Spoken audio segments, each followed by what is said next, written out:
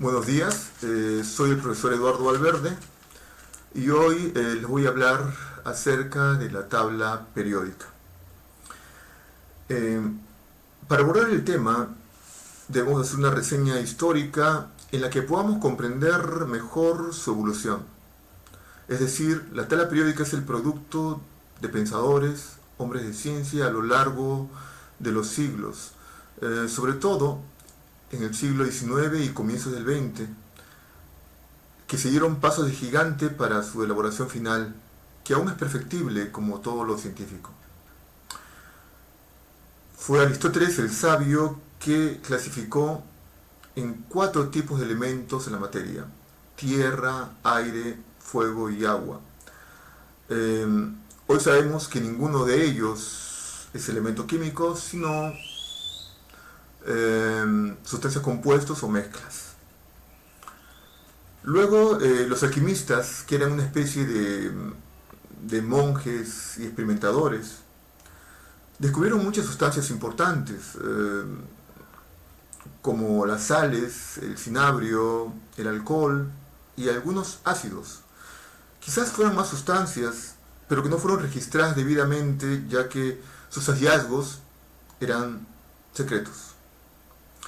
Los alquimistas representaban a los elementos con simbología astrológica, tal como lo podemos ver, ¿no? Mercurio, zinc, la plata de la luna. Fue el padre de la química, Antoine de Lavoisier, en 1787, que hace el primer listado de elementos químicos, 33 elementos, con el que comienza la historia de la tabla periódica y de la química. 16 años después, el británico John Dalton, en 1803, elabora la primera tabla de elementos químicos, representándolo con círculos inscritos con o sin letras, iniciales del nombre en inglés del elemento. Como podemos ver en el cuadro, Gold es oro, letra G, Lead es plomo, letra L. Posteriormente, en 1814, aparece en escena el científico sueco Jacobo Berzelius, que, dándose cuenta de lo poco práctico que resultaba la tabla de Dalton, sobre todo cuando se trataba de combinar a los elementos, es que propone una notación empleando símbolos alfabéticos, utilizando la inicial del nombre en latín.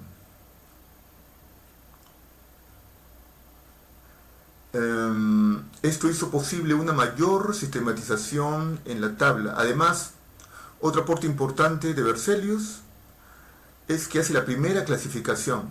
Divide a los elementos en metales y no metales, tal como se aprecia en el cuadro, ¿no? Lo de blanco eran los metales y lo plomo los no metales. Utilizó el latín para universalizar los nombres, ¿no? Y que esto sea válido para cualquier nación. En 1815, un científico que casi nadie lo asocia al desarrollo de la tabla periódica es William Pruss, cuyo aporte no fue reconocido sino hasta recién el siglo XX.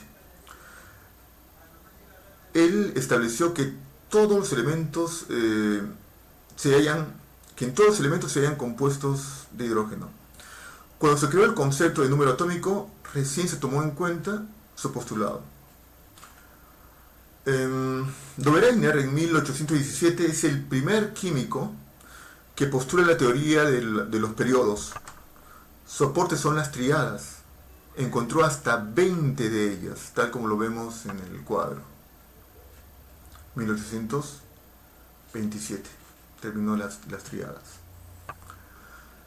Chancourtois, en 1862, propone el primer modelo tridimensional de la tabla periódica. También su gran aporte no fue reconocido en su momento. Newlands, en 1865, propone ampliar los periodos de 3 a 8, a lo que se le llamó la ley de Newlands, o octavas de Newlands, asemejándose a una partitura musical. Muy aceptada en su momento, hasta que se descubrieron los gases nobles que descartaron su postulado. En 1868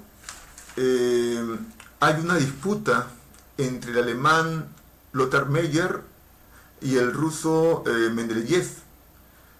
¿Quién fue el creador de la tabla periódica actual? La historia nos cuenta que ambos llegaron a las mismas conclusiones, a pesar de trabajar por separado y en diferentes países. A pesar de eso, sus tablas son muy similares, y aunque Meyer tiene un trabajo sobre los volúmenes de cada elemento, tal como se aprecia en esta figura, y creador de la ley periódica. En el siglo XX, 1913, el investigador inglés Henry Moseley produjo un gran hallazgo. Descubre el espectro atómico relacionándolo al número atómico y enmienda la ley periódica. La ley periódica moderna enuncia lo siguiente: es el ordenamiento de los elementos químicos con base al número atómico. Sus propiedades físicas y químicas muestran tendencias periódicas. Sobre la evolución, esta es la tabla de Moseley y la ley periódica. En cuanto a la organización, podemos ver que la tabla presenta columnas o grupos, 18 grupos, y también presenta filas o periodos, tanto cortos como largos, ¿no? Está dividido en 4 bloques o áreas por su configuración electrónica. La tabla periódica se clasifica en 4 tipos de elementos: metales, metaloides, no metales, tal como lo vemos acá en el cuadro.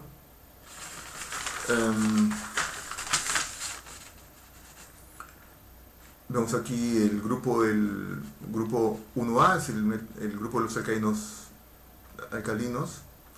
Vemos al grupo de los alcalinos tercios, el 2A. A la familia de los boroideos, grupo 3A. La familia de los carbonoides, la familia de los nitrogenados, la familia de los anfígenos, la de los halógenos, la de los gases nobles, los metales de transición interna. Luego vemos aquí las propiedades de la tabla periódica, que son 5. La primera, el radio atómico. Aquí vemos que el radio atómico aumenta al descender y disminuye de izquierda a derecha. El potencial de ionización aumenta al ascender y aumenta de izquierda a derecha. La electroafinidad o afinidad electrónica aumenta de izquierda a derecha y hay un poco cambio al descender. La electronegatividad aumenta al ascender y aumenta de izquierda a derecha. El carácter metálico aumenta al descender y aumenta de derecha a izquierda. Luego otras tablas, como vemos, las tablas periódicas en su evolución. En 1700 solo se conocían 2 elementos. En 1787, 33 elementos. En la época de Mendeleev y de Meyer, 66 elementos químicos. En 1913, 89 elementos químicos. Y en la actualidad ya se ha llegado a los 118 elementos químicos, como vemos en la tabla final. Muchas gracias.